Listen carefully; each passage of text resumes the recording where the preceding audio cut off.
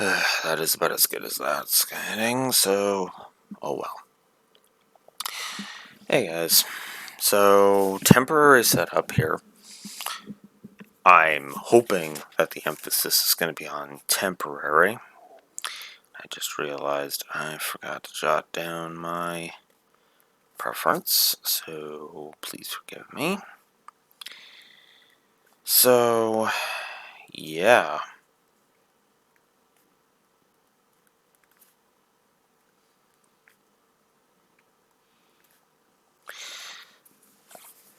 So, this is the first time Obelisk the Tormentor has shown up.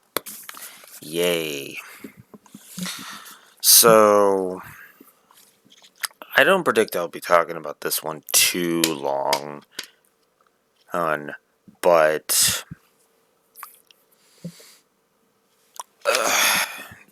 well, okay. Let's get the smaller topics out of the way first before we actually talk about Obelisk and Battle City, or I guess I should say the smaller topic.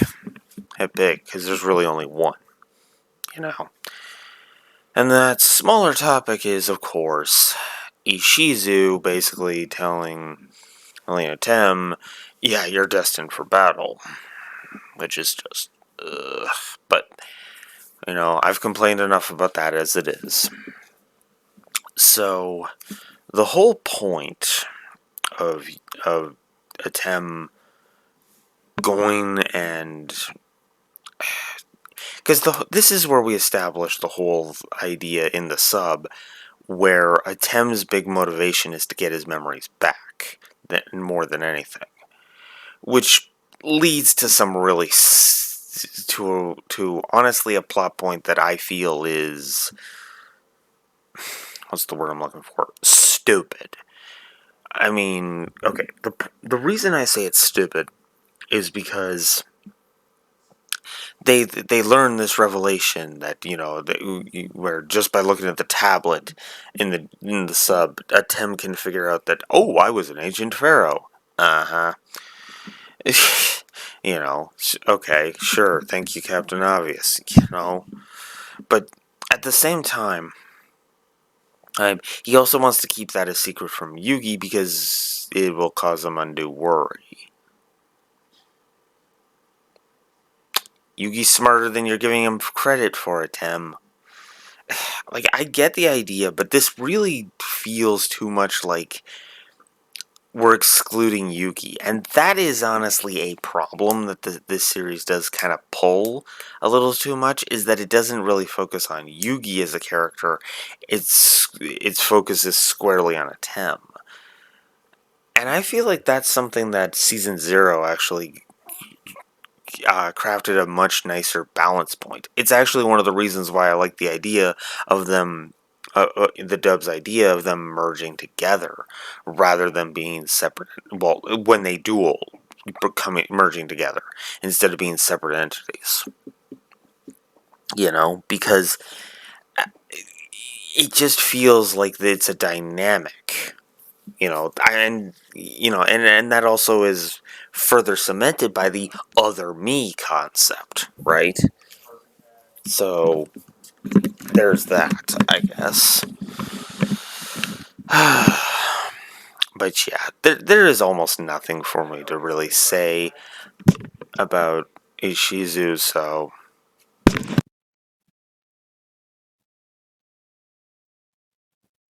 Okay, looks like he's done.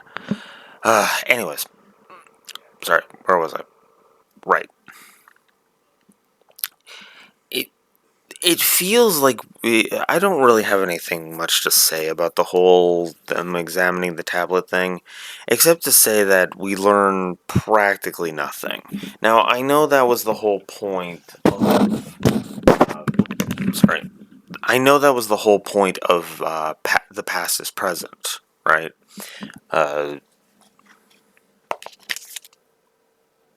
Pharaoh's Lost Memories 2 episodes ago. Oh, I don't have a lot of notes on this one, as to be expected. I know that was the whole point with the Kaiba visions, but it really does feel kind of hollow in a lot of ways, and I feel that's to the detriment of the. I feel that is to the detriment of the show, that we have to waste a third of the episode doing this, right? Talking about this. And again, considering that we're literally throwing any potential for, to have more my scenes under the bus, well, you can tell how I feel about that. But I suppose we should just go ahead and just get to the main draw. So, Kaiba is wanting to test his new dual disc system. I'll be bouncing back and forth. Oh, wait, there's a couple more things. The sub also mentions that Ishizu's family guards the memories of the pharaoh. So, okay, that's an interesting concept, and one we'll expand upon later. And the whole destined for battle thing. So, yeah, this is where the dub got the stupid thing. Like I said, mistakes the sub makes are what lead to the bullcrap of the dub. So, I mean, it is still bullcrap. The dub's bullcrap is still bullcrap, but yeah. So, anyways, Kaiba starts to test his new dual discs with the safeties off. Basically both languages make this clear. Excuse me. I'm suddenly reminded of Star Trek. Gee, I wonder why. I have to admit, Mokuba got really fucking irritating in the sub. Like, I literally wrote in my sub notes, "Less panic is preferred." That note basically it was basically the indicator of, yeah, no, the sub won this one. Right there. Like, just right there, it won this encounter, so to speak. Because Jesus Christ, I mean, I know a lot of people focus on the "what a digital dummy" line from the dub, but God, no, the panic Mokuba exhibits is way dumber in my opinion. Ugh. So then Kaiba goes and faces off against Blue Eyes. Now I like this for a couple of reasons. The first is that it very much feels like Kaiba is... How do I put this?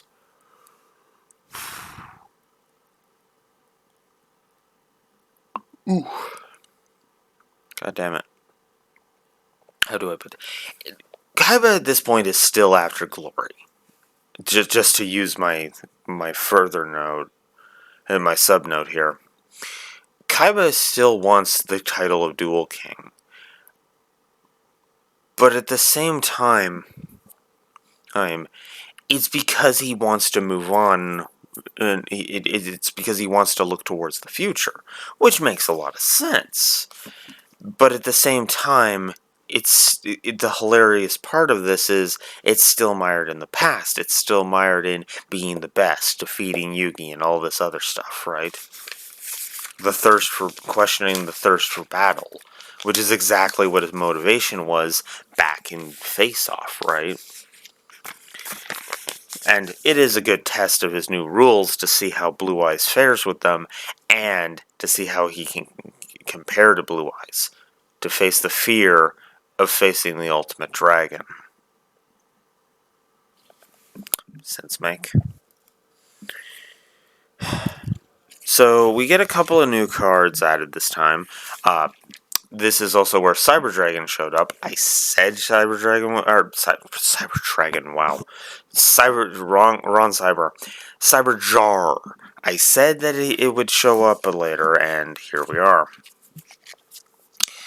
So then Kaiba ends up going up against the Lord of Dragons, or Lord of D as he's known in the text, in the original text of the card.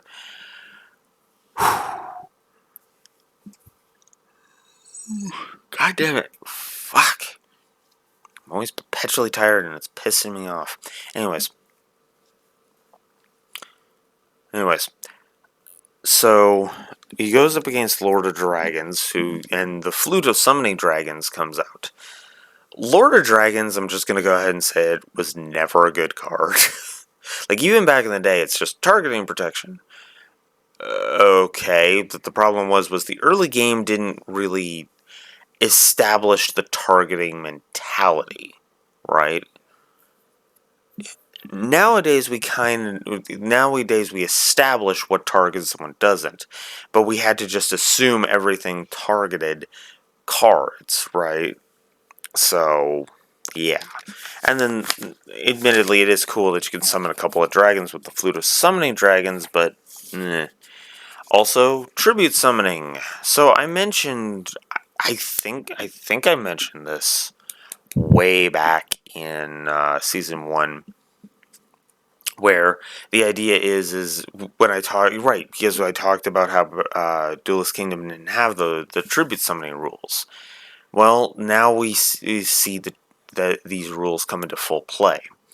Sacrificing 2 monsters to summon level 7 or 8 monsters, and 5 or 6 monsters requiring 1 sacrifice. We actually see both in this episode, with Kaiba using Dragon Seeker, or Dragon Killer if you prefer, and the dueling computer summoning Blue Eyes. It's a nice touch. Also, this is where the summoning sickness of fusion monsters comes into play, because Ultimate Dragon comes out. So, yeah. In the sub, Kaiba talks about how it's more faith in yourself than anything.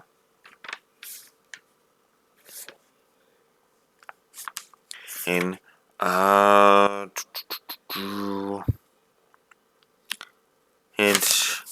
and so he bets everything on his draw, and Obelisk shows up. I don't even need my notes for the rest of this, because I know what I want to talk about, because we have to talk about Obelisk's effect being inconsistent. Obelisk's effect is inconsistent. They say it's about rapidly raising attack points in this one, which would imply soul energy max.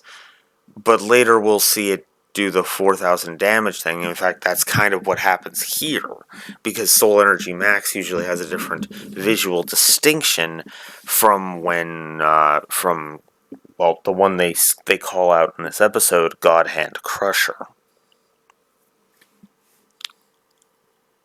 Or wait, is Crusher supposed to be the attack, or is Impact supposed to be the attack? I always forget. I think Impact's supposed to be the effect, but regardless, I mean, the dub gets it wrong, because it will later establish the attack is Fist of Fate and the effect is Fist of Fury. So, but that's not a surprise. That's not a surprise. That's just stating the obvious at this point. So yeah, Obelisk has a good debut, but this is also where we will. But I do also want you to keep in mind Kaiba crushing Blue Eyes with Obelisk, his soon to become over reliance on the god of Obelisk. Yeah, his over reliance on the Tormentor, which may or may not come back to bite him, and that he should have seen coming, but he was so blinded by being power hungry douche canoe in both versions that he was kind of blinded to it. But we can get into that way later when we get near the end of season 2, which I'm pretty sure is actually after I get pissed off at an episode that probably won't be rant view status, all because of the first part of a multi-parter. And yes, I mean that sincerely. Regardless of any of that, though, Obelisk shows up. He's cool. It's one of his most iconic monsters, because, of course, it's no monster. It's a god. Sorry, I had to do the gag, even though we're nowhere near covering that yet. Yeah. So then Kaiba sets up his Battle City tournament. 1 week from today, this city will become Battle City. And the whole Duel Discs thing. Which, yeah, we'll be talking about the whole this is Kaiba's tournament thing later, because I know that the official explanation is going to be a lack of experience on Joey's part, but I'm just going to go ahead and say this bluntly. Yeah, I think Kaiba did actually fix those results, as the dub posits. But that, of course, is something to talk into next time, which, oh god, I'm not looking forward to the next episode. I'm just going to be blunt. Because the next episode is, yeah. Basically is where where Joey loses his most iconic card so that he can double, triple, and quadruple down on his gambling strategies. And I hate that. I get the point of it, but I feel like Red Eyes would have being in his deck literally wouldn't have changed that. My opinion, but whatever. I guess spoilers for the next episode, but I mean, if you've seen the preview, you kind of get where this is going, right? But whatever. Oh, and for the record, if I ever do a Yu-Gi-Oh rewrite, this episode will probably be changed very little, and the next episode will be completely fucking different. Anyways, I shouldn't talk about future stuff too much. I do that too much as it is. So then there's the anti-rule. I have to admit the anti-rule is interesting, and it's clear why he put the anti-rule into place. The rare hunters. Because, as he establishes in both versions in this episode, his goal is power, power, power, power, power. Give me those Egyptian god cards. Power, power, power, power, power. Yeah. Regardless, though, I think that's it for me. This was a decent episode and a good establishment. Next week, next week. By memory, this episode is easily one of my least favorites in season 2. Now, again, that's because I've only ever seen it in the dub. But at the same time, it's the very premise of this episode can frankly go burn. Now, granted, what's funny is what's funny enough about this episode is I feel like the next episode, I get what this and the following two-parter is trying to say, but I'm just gonna go ahead and say it. I hate the idea that the next 3 episodes are gonna pause it. We said goodbye to Red Eyes. We're gonna be saying I'm saying this wrong. We said goodbye to Exodia. God damn it! I almost did it again. Same fucking mistake. We said goodbye to Exodia, and now Joey's going. Spoilers. Joey's gonna be saying goodbye to Red Eyes for a bit.